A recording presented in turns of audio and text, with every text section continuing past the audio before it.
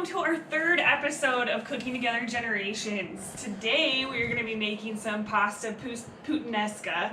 We're going to show you what to do with the leftovers when we're done. Today in the kitchen we've got myself, Amanda, my grandpa Tom, and then my dad Brock will be joining us later to show you what to do with our leftovers. But we're going to get started on this sauce for the pasta right over here. So I've got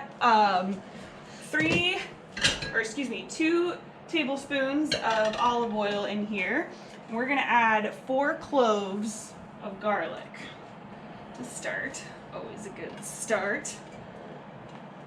Get that cooking. My oil's not quite hot yet, so we're gonna let that get going a little bit. Turn it up maybe. There we go. Set some in a little bit.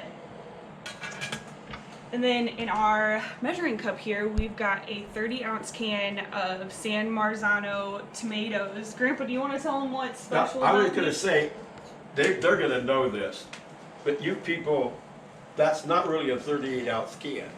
Back when we wrote the recipe, it was a 30-ounce can. Now it's 28 ounces, right? 28 A ounces. 16-ounce can is now 15. But back when I was your age, the 30-ounce can was really 30 ounces. Yeah. This in here. All right, so we're gonna start sizzling this up. Get this going. And then we're going to pour our tomatoes in with that. Brown. That looks good. Now, San Marzano are actually grown in Italy in the volcanic soil, and they're sweeter and they have less acidity. So for this recipe, you notice we didn't add any sugar like you usually do to some pasta recipes because the tomatoes are so sweet. They're going to give us the sweetness we want. And if you want to know what if you want to know what puttanesca is, our censor says I can't explain it to you on the camera. You're going to have to buy the cookbook and read it. Just going to have to read it or Google it. Just worth the Google. All right, so we've got the tomatoes in here. I'm crushing them up with a fork a little bit just to break them up. And you should do that before too when they're in the measuring cup, but you're going to want to do that a little bit more once we get them in the pan. And we're going to stir this all up. And then this is going to cook together for about 10 minutes. You're going to put a lid on there. And cook it for about 10 minutes, cook it down. We're just gonna make a little switcheroo. We had the magic oven last week, now we got the magic stove. So this is the sauce cooked down. Oh yeah, that looks good. Yummy. Here, that's good. Alright, so next, we're gonna add in the special stuff. So I've got some black olives here, sliced. And I've got 3 tablespoons of capers we're going to add in. Oh gosh, I forgot the most important thing in the sauce. Forgot to add salt and pepper. Salt and pepper is really important for seasoning. Do it. I did it there, so you don't have to worry. Got salt and pepper in here though. So we're going to mix this together, and then, you know how much I like my spice, so we've got some red pepper flake. This is all to taste, so however much you want. If you like heat, add a lot. If you don't like a lot of heat, you can keep it out, or just do a little bit. Don't really go for it. Hopefully you guys are fine with heat. Should have asked the guests how good they are with heat. I'm just gonna eat it all by myself. Well, she's got to stir that for about 3 or 4 minutes. While she's stirring that, need to recognize our guests. We have our neighbors, Connie and Laverne Schrock. Laverne is Mr. Smoker here. When I walk out my back door every day, at 6 o'clock in the morning, I can smell smoke because he's smoking something in his big green egg. And of course, Rose, my daughter-in-law's back there. She's the censor and the makeup artist and the decor person, and she scheduled guests. So we got the whole group here. So how we doing, Amanda? You ready? Yeah, I think we're good. Okay. Turn this up a little bit. Just So, get it rolling.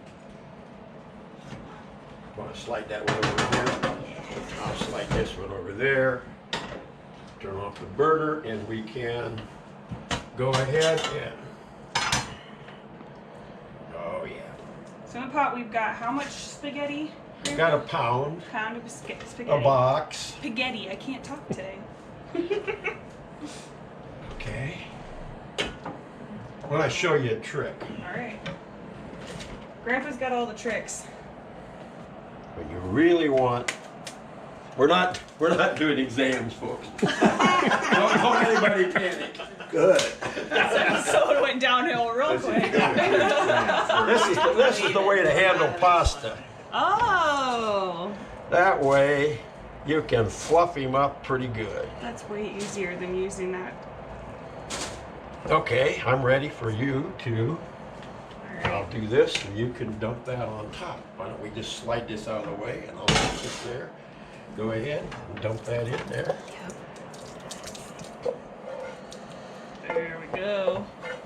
Okay. Get all the good stuff. Make sure all the garlic's out of there. That's the most important. Bring that big spatula with you over there when you come. Okay? All right. We're gonna go over here, right? Yes, we are. All right. Now you can turn that over upside down any way you want. Per usual, they give me the messiest job, and I'm really good at slapping stuff around. So we'll see. I'm gonna end up with. I wore a white apron today. I didn't think this. Red. Should have worn. I know. I should have worn red. Ready? Ready. Got some Herbs, all kinds of herbs, all fresh from out back. We've got parsley in there, basil, thyme, rosemary. Am I missing anything? The thyme, parsley, rosemary, oregano. Oh, oregano, yeah. All fresh from the garden. All of them. And then, the best part, we are just going to do a little cheese on top.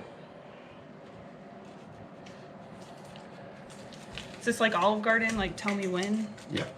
Yes. So never?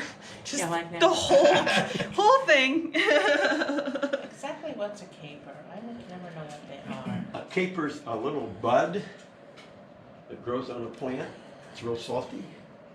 It grows. A caper's a plant, so they just pick these little buds off Wow. and they pickle them. Or actually, Yeah. these are packed in. These are packed. Let's see, some of them are packed in water. Some of them. These are packed in water.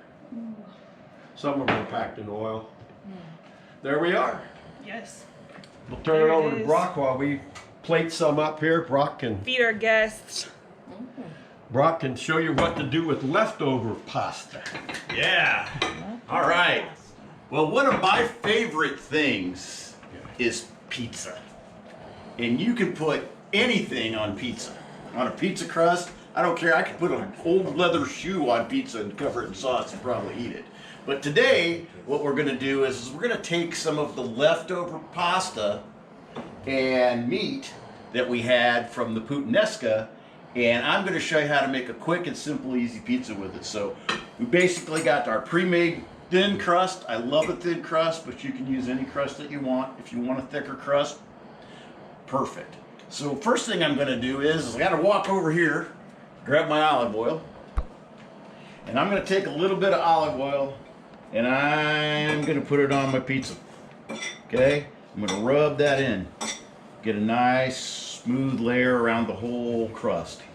Okay? Just to add a little bit of, as they say, umami to the recipe.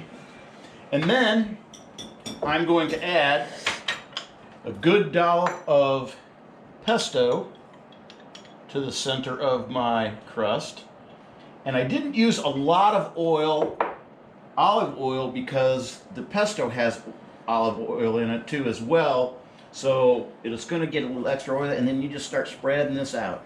Get this real thin across the pizza crust. Get it out on the edges. And again, this packs a lot of flavor. This pesto is awesome. And it's one of my favorite ingredients on wood-fired pizza and those types of things. So we get that all spread out close to the edge. You want to have a nice little crust on there. Get it all spread out. And the leftovers are for me to eat with a spoon, right? Right, correct. The leftovers are for you to eat with the spoon. Is there a kind of pesto you like better than others? You know, they make a lot of good jar pestos. The Classico, the Barilla. I actually get even an off-brand at the grocery store. Like our locally here, we have Barton stores and Kroger stores. So anything that's a good pesto, and you're gonna spend a little more for it, but it lasts forever. I've got it in my refrigerator all the time to put on different stuff. It's even good on meat. It's good on smoked meat. So The best kind's always homemade if you've got. yeah, if you've got the time to make it. Time to make it, yeah. So now I'm going to put on some of my favorite kind of cheese, the old mozzarella. I'm going to spread that around. Now I shredded this earlier, but it was about a cup of cheese. And as we've said in previous recipes, more cheese is always better. As we also said, Yes. it's better to buy a hunk of cheese. Number one, it's cheaper. Buy the shredded cheese in the bag, it's twice the price of a hunk of cheese. And in the shredded cheese in the bag, they put chemicals to keep it from clumping. And those chemicals, well, we don't necessarily want to eat, and it really doesn't help it from clumping. I was going to say, it doesn't really keep it from clumping. Cheese is going to clump just because of the natural moisture inside of it. So, here's our leftover pasta. Not very attractive looking there, but we're going to turn this into something really good. And again, as Dad pointed out, the best way to work with pasta is with your hands. I probably will not use all of that, but I'm going to spread this out on top of the pizza crust. And this is going to get crunchy, and it's going to have all that good marinara sauce that we embedded on the pizza or embedded in the pasta the last time. And then what we did was we didn't use all of our Italian sausage. So I'm going to take this and I'm just going to cut it into little rounds. Okay? Just like pepperoni. We're going to cut it. If it flakes apart or breaks apart, little thin pieces, it's fine. Okay? If you chill the sausage, it probably cuts a little bit. Hey, zoink! It was a thief. It was a thief. There was a thief. I had a mouse in there that had painted nails. So then we're going to take that and we're just going to dot our pizza with it. So we're going to put that on there just like the old Italian pizzerias. We're going to dot around the outside. We're going to put our sausage on there and we're going to work our way to the middle. Because again, my favorite things, some sausage, some cheese. We'll get that all on there. Make it nice and, oh man. I want to eat that just like it is, but it needs to cook. We're going to have to probably cook this for 7 to 10 minutes. And now that we're done, we're just going to put a little Asiago on top. And again, I like a little more cheese, so we're going to grate this up on top. Amanda says more cheese, always. Always more cheese. Asiago is like Parmesan, except it's a little nuttier. Nuttier, Oh, yes. And Asiago in its early stages is a softer cheese. And so if they let it sit and get hard, and it develops the nutty flavor. So it's a little different taste, but not much. All right. Now, as a professional pizza maker would do, I'm going to put a little cornmeal, yellow cornmeal on my board. Okay? Just to get it to slide off, and it makes a nice little crust on the bottom. Spread that out on your slide. Come over here. Get your pizza up on here. To the oven we go. Amanda, if you would get the oven, that would be great. And we're just going to slide this right in on the rack. Right off of there. That was like you were a professional. Oh, yeah. I've done that before. Now wait a minute. Okay, we got to do the magic oven thing here. I got to close it 7 to 10 minutes, and then after 7 to 10 minutes, you're gonna pull out your leftover pie. Oh man, and it's look. This looks awesome. This looks awesome. So now slide that out from underneath. Now there's a number of different ways, theories. You know, some people like their pizzas cut in angles. I'm kind of a square guy. So we're gonna cut this in squares. A house divided. I don't know how I feel about that. You don't know how you feel about squares? Squares. Well, some people would say, yeah, but the pieces in the middle, you don't get any of the good crust. It is thin crust. I think It is thin crust, and I think- Yeah, and quite honestly, if you got left there, you want to serve it as an appetizer. It's little pieces of little. Yeah. And there's always people that like the crust and people that like the middle. Right. So if you're a toppings person, you're going to want to go for the pieces in the middle. And it took me, you twisted my arm. It didn't take me very long to come around to squares just now. And Right. I like just eating the toppings. So. there we go. You plate this up. Here. Oh, you got some little, oh, there we go. Awesome. There you go. I will plate this up. There you go. Do you put more cheese on top of that? You could put more cheese on top of this if you'd like more cheese. Would you like more cheese? Yeah. Okay. So I'm going to just, when you're done, you can always put a little bit more cheese on it. Just to nutty it up. There you go. Delicious. Laverne? You betcha. Cheese. Cheese. You want more cheese? Yeah, you bet.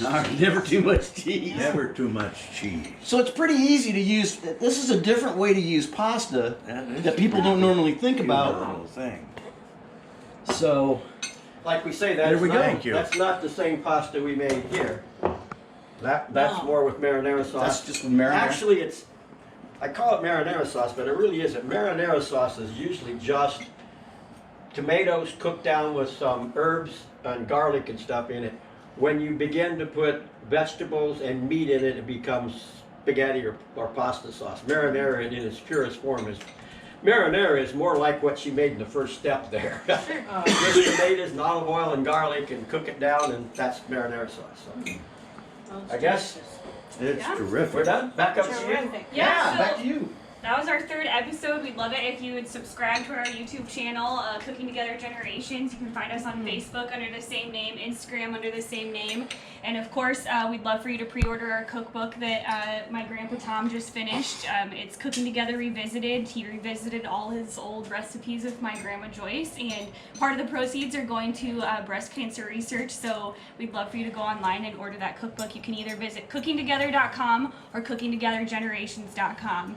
And we'd really love all your support, and we appreciate you tuning in. And now let's eat. We're trying to get to 100 pre-publication cookbooks. If we Yes. do, we get an extra $100 for breast cancer. So help us get to the 100 figure, okay? Yes, Thank please. you. Thank you. Cheers. Cheers. Cheers.